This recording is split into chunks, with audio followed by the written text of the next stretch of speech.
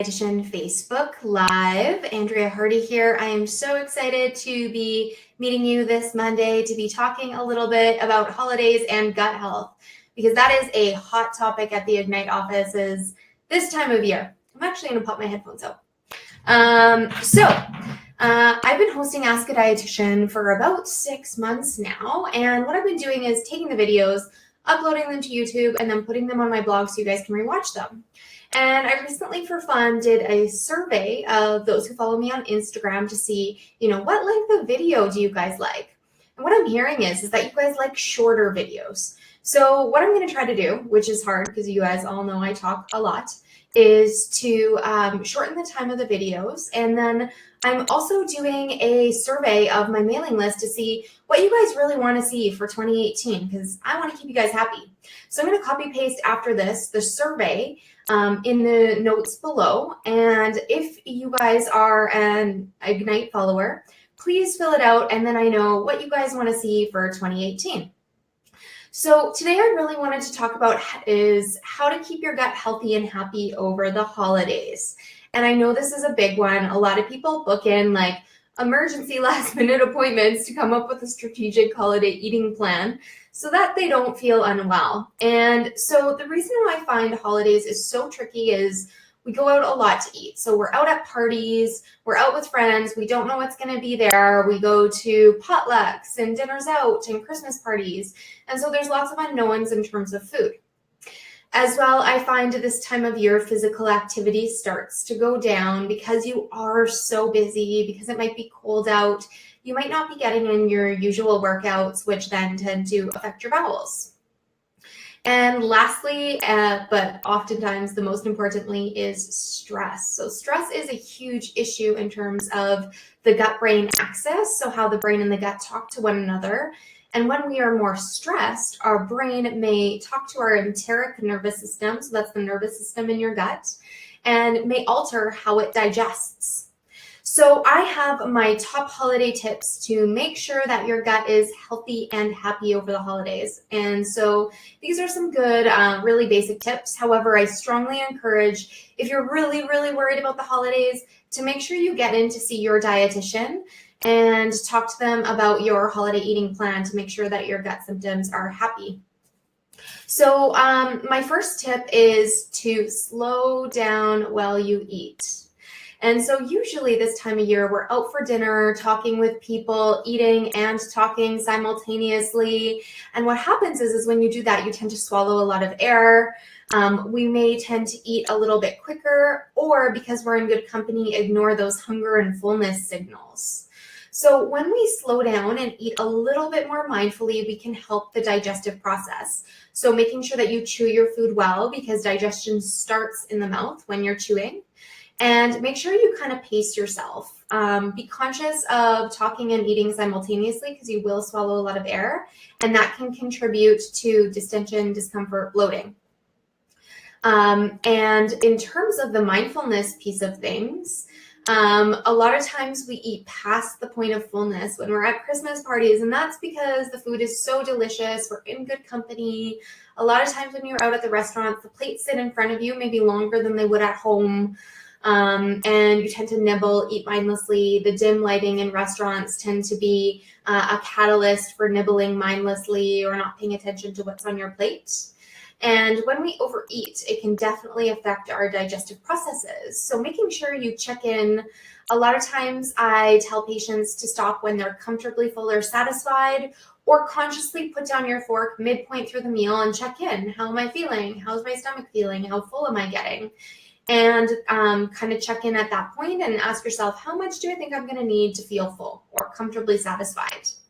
And that can help just be that mindfulness check to prevent you from overeating and causing that digestive discomfort. My second tip is to fuel up on good belly food. So a lot of times when we go out for holiday parties, the meals are later than what we typically go for.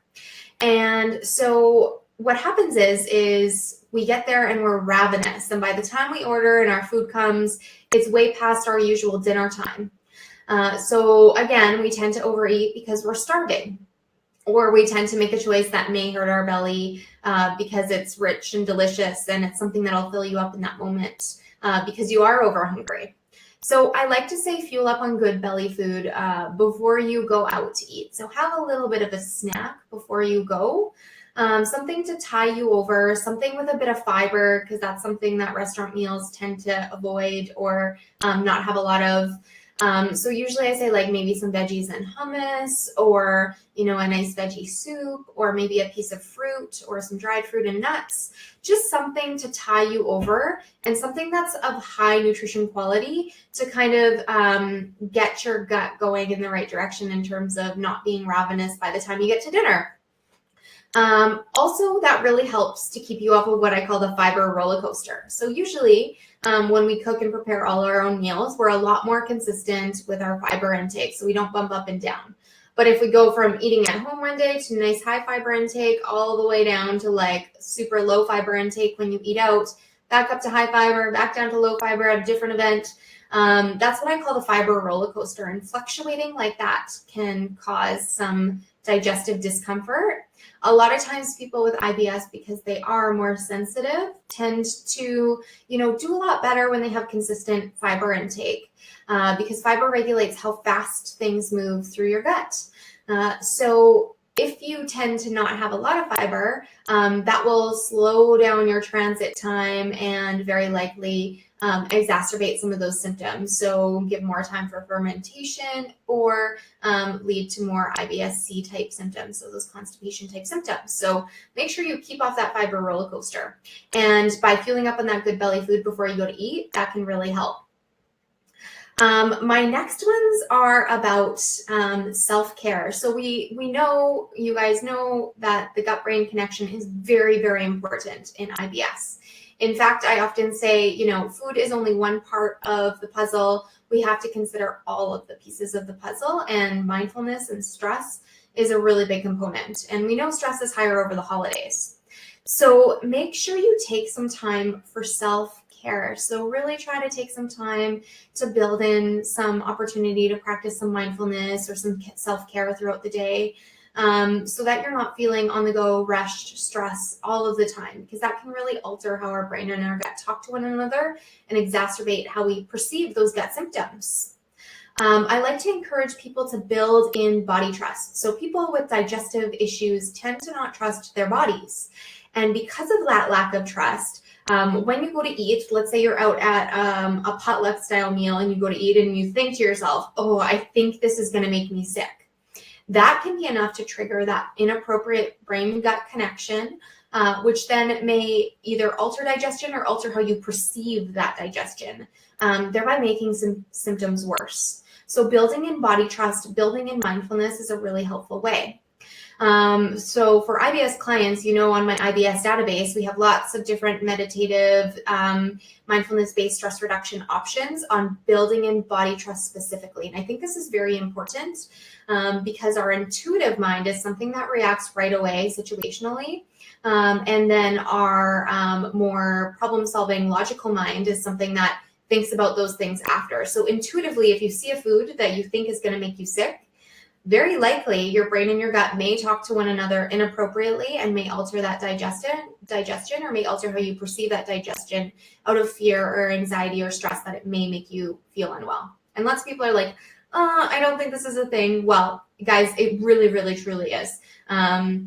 Trust me and trust your body in that building in body trust is super important. So my IBS clients get access to the IBS database, which specifically has exercises to build this in. So don't miss out on that. And then lastly, this one's a tough one for people, but I want to talk about alcohol. So lots of people, you know, drink alcohol socially, especially this time of year. I find we go out for dinners all of the time, and I consume more alcohol than maybe I would on a normal weeknight because I'm going out to meet people on weeknights and going out on the weekends for Christmas parties, and I may have a glass or two of wine here or a beer here. And ultimately, we know that alcohol really impacts gut health. It is pro-inflammatory and it can alter your digestive processes. So some people notice it triggers more IBS-D. Other people notice that it tends to lead more to IBS-C.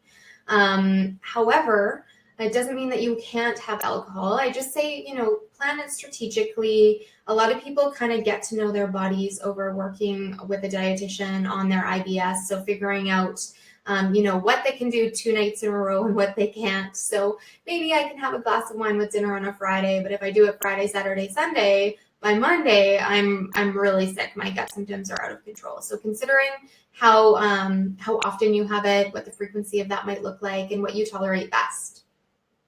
So kind of sorting that out. In terms of alcohol, all alcohol is damaging to the GI tract. Lots of people ask me, is there one better than the other? Well, at the end of the day, alcohol is alcohol is alcohol. However, there is some benefits to the polyphenols and antioxidants found in wine. Is that going to negate the fact that you've consumed alcohol? I'm going to venture to guess, although some researchers, some of my colleagues might say no. I would say, there is the potential that, the negatives of alcohol outweigh the pros of the antioxidants from the grapes. Maybe just eat grapes. But of course, we want to be realistic and come up with a plan that works specifically for you. However, when it comes to alcohol, usually most of my patients do get symptoms from it, even though alcohol is low FODMAP, because of its impact on inflammation in the gut. A lot of people notice some exacerbation of their IBS symptoms. So really plan strategically, maybe what days is worth it to have a glass or two of wine and what days maybe you can skip it. I know me personally, if I do things back to back, I might be able to tolerate one day's worth, but back-to-back days, not so much. For other people, it might be volume. It totally depends, and working with your dietitian on that can be super helpful. So that is my holiday tips for keeping your gut healthy and happy over the holidays. So tip number 1, slow down. Pay attention to your hunger and fullness signals. Tip number 2, stay off that fiber roller coaster. So consistency is key. Tip 3, building in body trust and making sure you take time for self-care. And tip 4, watch that alcohol. One last tip is the hydration piece of things. So make sure you get in enough fluids over the holidays. It's super easy when we're go to forget to drink water. So make sure you include that as well. If you guys have any questions, make sure you shoot me an email at info@ignitenutrition.ca. I'll be pasting the survey link down below. So I would love it if you filled out that survey so I get an idea of what you guys want from me in 2018 in terms of content. I am trying to keep these videos a bit shorter because that was something you guys noticed that you would have liked to see. And they're all going to be uploaded to the blog. I may be switching to YouTube in the new year, but I will know better once you guys fill out my survey. So I will include that in the link below. If you have any questions, again, shoot me an email, and I will see you all next Monday. Bye.